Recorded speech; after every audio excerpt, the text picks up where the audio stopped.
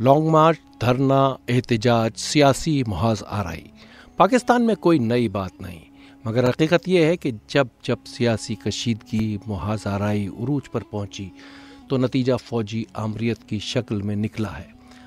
آج پھر ملک سیاسی کشمکش سے دوچار ہے۔ کیا ہونے والا ہے؟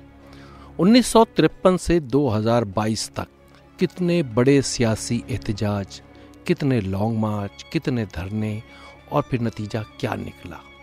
جانتے ہیں پاکستان کی سیاسی تاریخ، چلتے ہیں سفر پر، جانتے ہیں کتنے دھرنے، کتنے لانگ مارچ کامیاب رہے اور کتنی بار نتیجہ طویل فوجی آمریت کی صورت میں قوم پر طاری ہوا۔ سیاست کے پیچھے چھپے نقاب پوش چہرے، سیاسی غداروں کی اصلیت، اسٹیبلشمنٹ کا سیاسی کردار۔ پاکستان کی سیاسی تاریخ نہایت عجیب و غریب ہے، دنیا بھر سے مختلف۔ نصف حصہ فوجی آمریت، نصف حصہ سیاسی یا جمہوری حکومتیں، اسٹیبلشمنٹ کی صدائیں۔ آج 50 سال بعد پاکستان سیاسی بحرانوں سے بحران در بحران گزر رہا ہے۔ مزیدار بات یہ ہے کہ سیاسی بساط پر اسٹیبلشمنٹ اور سیاستدانوں کا کھیل جاری ہے۔ ملک برباد، عوام بدحال، معیشت تباہ، جانے یہ کھیل کب ختم ہوگا؟ پاکستان کی سیاسی تاریخ یہ رہی ہے کہ جب سیاسی بحران آیا ہے، سیاسی احتجاج کی تحریک چلی ہے، کوئی بھی بڑی تحریک، تو اس کا اختتام فوجی آمریت پہ ہوتا ہے۔ اس بار کیا ہونے جا رہا ہے؟ لانگ مارچ اپنے اہداف کامیاب کر پائے گا یا نہیں؟ اور گزشتہ 50 سالوں کی، بلکہ 1953 سے 2022 تک کی سیاسی تاریخ میں کیا گزرا اور اب کیا ہونے جا رہا ہے؟ دیکھتے ہیں یہ ڈاکومنٹری۔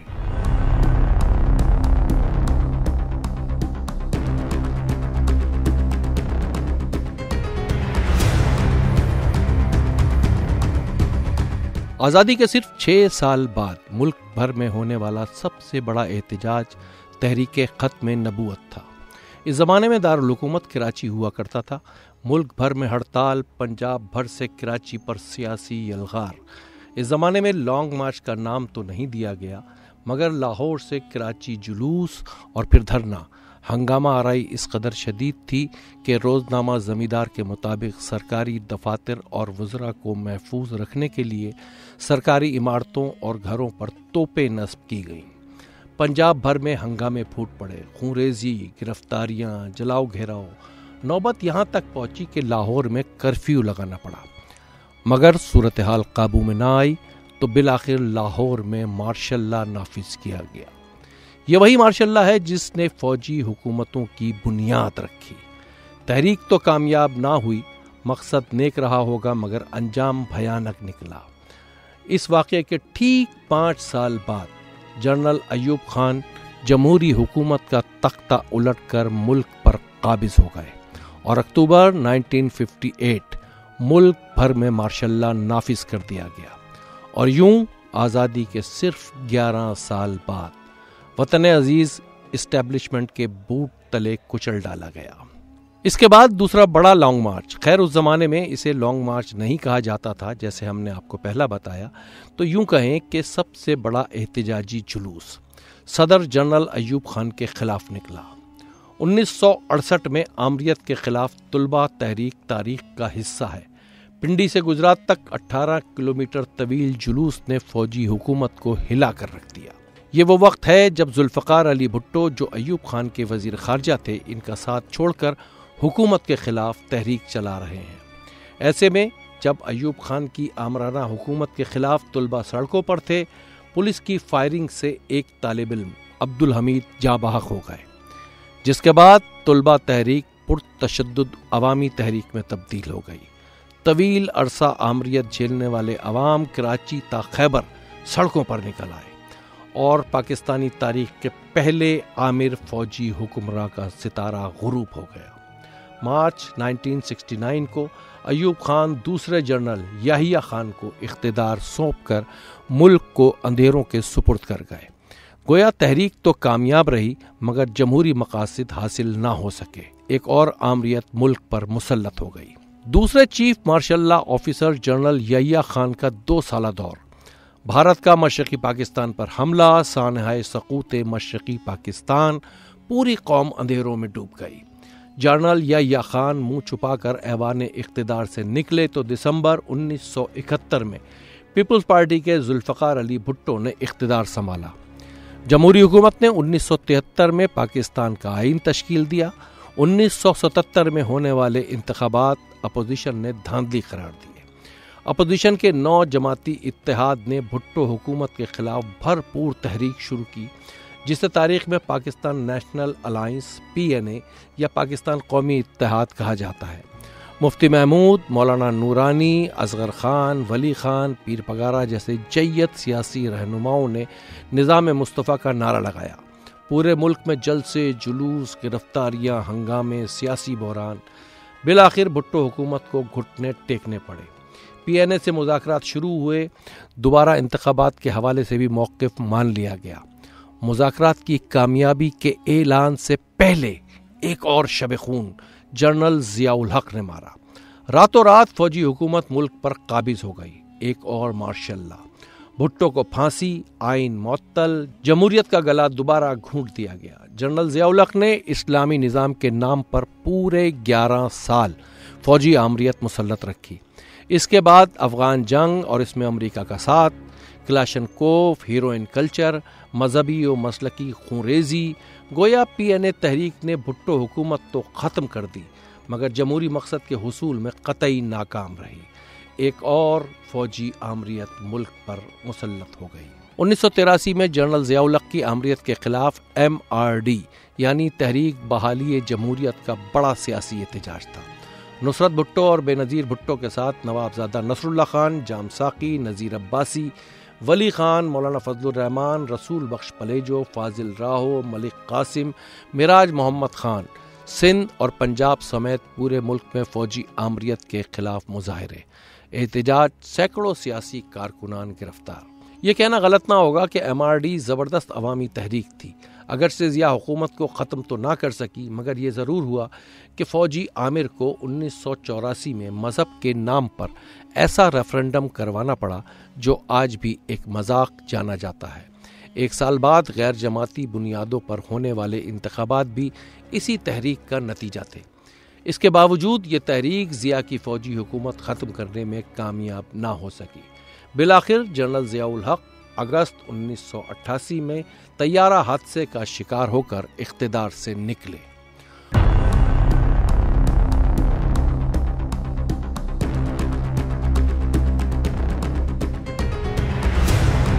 1992 میں بے نظیر بھٹو نے نواز حکومت کے خلاف تحریک کا آغاز کیا۔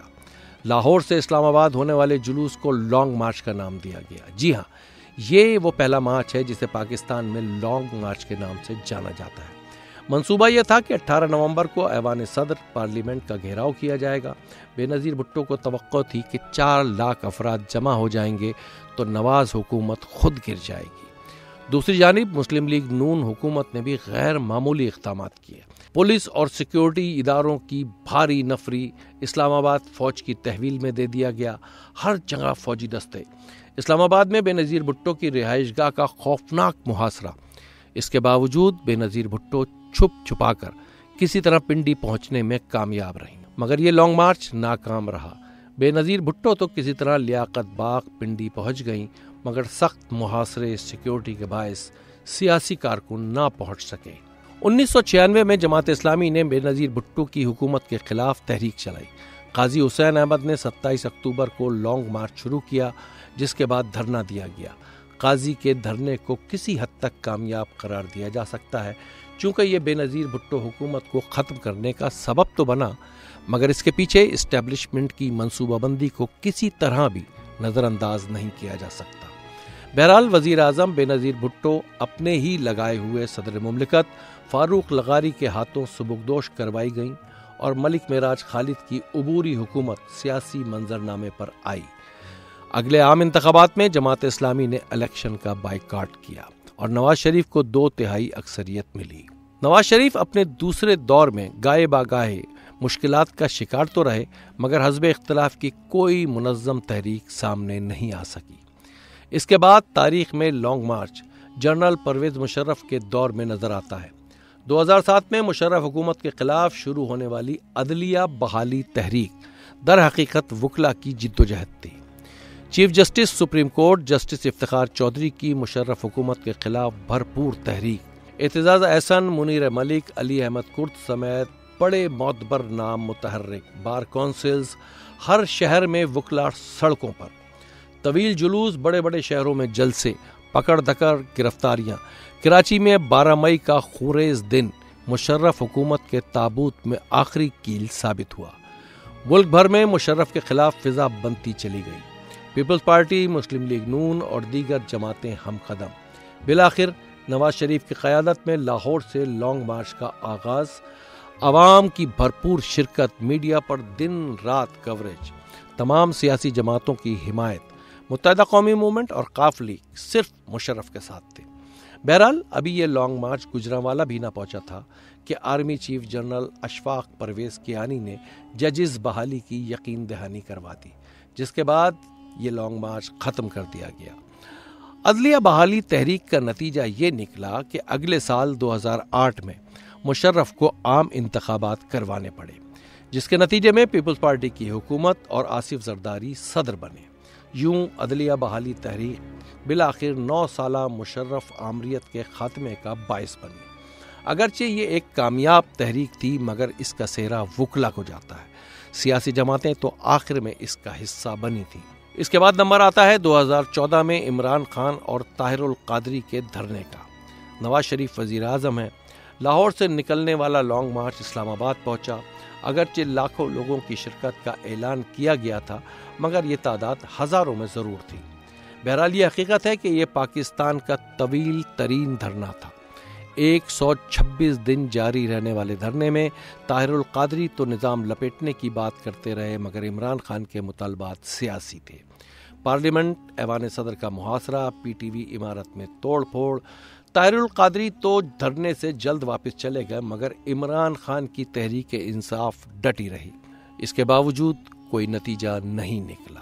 بالآخر سانحہ آرمی پبلک اسکول ہونے پر یہ دھرنا ختم کیا گیا۔ دھرنا مقاصد یا مطالبات کے حصول میں بالکل ناکام رہا۔ ہاں، اگر کچھ فائدہ ہوا تو وہ یہ کہ نواز شریف کی حکومت بے اختیار اور اسٹیبلشمنٹ مزید با اختیار ہو گئی۔ نومبر 2017 میں تحریک لبیک پاکستان کا اسلام آباد کے باہر فیض آباد پر دھرنا۔ وزیر اعظم نواز شریف کا دور، مولانا خادم رضوی کی قیادت میں یہ دھرنا 20 روز جاری رہا۔ متعدد حوالوں سے یہ دھرنا بڑا متنازع جانا جاتا ہے۔ بہرحال حکومت سے مستعفی ہونے کے مطالبے پر ہونے والا دھرنا وزیر قانون زاہد حامد کے استعفے پر ختم ہوا۔ دھرنے کے اختتام پر فوج ضامن بنی اور دھرنا بے نتیجہ رہا۔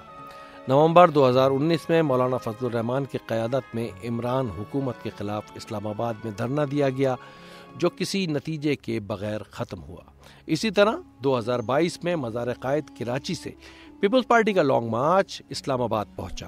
بلاول بھٹو کی قیادت میں ہونے والا لانگ مارچ ڈی چوک پہنچ کر ختم کر دیا گیا۔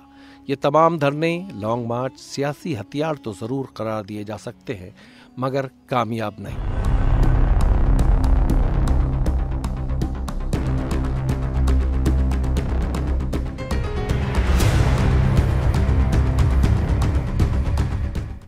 اب کیا ہونے جا رہا ہے یہ تو آنے والا وقت بتائے گا۔ ایک طویل فوجی آمریت یا مکمل جمہوری حکومت، شاید فیصلہ کن وقت آ گیا ہے۔ دیکھتے ہیں آگے کیا ہوتا ہے، لیکن ہمارے سیاستدانوں کو بھی سیکھنا ہوگا۔ جب تک وہ خود پارلیمان کو سپریم نہیں بنائیں گے، کہیں ادھر ادھر انگلی پکڑ کے چلتے رہیں گے، پارلیمان کبھی بھی سپریم نہیں ہوگی۔ 22 کروڑ عوام اسی طرح کھیل کا حصہ بنے رہیں گے۔ دیکھتے ہیں آگے کیا ہونے والا ہے۔ اگر یہ ویڈیو آپ کو پسند آئی ہو تو اس کو لائک کریں، شیئر کریں۔ معصوم رضوی کو اجازت دیجیے، بہت شکریہ۔ مسٹر ڈاکیومنٹری چینل کو سبسکرائب کریں اور ہاں، بیل آئیکن کو دبانا نہ بھولیں تاکہ نئی معلومات آپ تک بر وقت پہنچے۔